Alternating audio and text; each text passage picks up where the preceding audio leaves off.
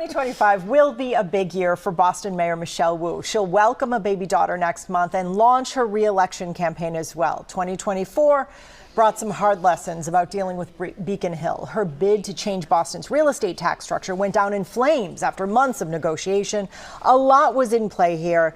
Did she underestimate the heavy lift she was asking for? What do you think, Marianne? Well, I think there are two things here. One is the proxy campaign run by surrogates to try to weaken Michelle Wu before Josh Kraft gets into the race. So that was going on, number one. Number two, she will always be seen as the person who was trying to help Boston residents pay less in property taxes. And the people who opposed her, Ed Flynn, Nick Collins, and others, are on the side of having raised it. Josh Kraft, we don't know where he stood on this, but if he gets in the race, he's going to have to try to convince people he was either for the reduction in property taxes for Boston residents or against it. And if you're running to be mayor of Boston, you better be on the right side of that issue. What do you think, Rob?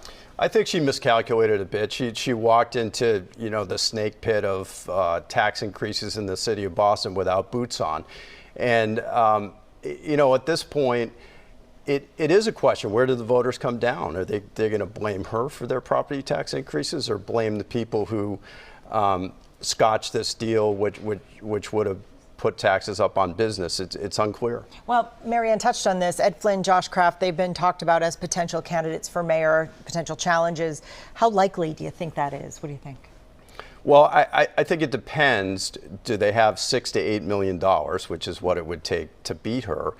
And are they willing to get in the ring and get punched? I mean, it's a lot harder to do this from outside the ring, from the sidelines, than it is as a candidate for office. So I'm not sure what's going to happen. What do you think, Marianne? Well, I mean, it's either Ed Flynn's getting in or Josh Kraft is getting in. I can't imagine both of them getting in. If Ed Flynn gets in, the Ed Flynn you see now, the more conservative one, is not the one who ran for city council. He ran as a progressive, and now he has to explain why he changed his positions. As for Josh Kraft, to Rob's point, yeah, he's probably got $6 or $8 million, but what kind of candidate is he going to be? He's never been in politics. He's never been in Boston politics. Can he take, to Rob's point, a punch? Can he stand up to everything? Certainly, everyone's trying to pave the way for him, but that doesn't mean he's going to be successful. They're all liberals. Where do you differentiate? They're all liberals, all three of them. Where do you differentiate to beat Michelle Wu? Do we know Josh Kraft Don't is know. liberal? I don't know. I'm guessing.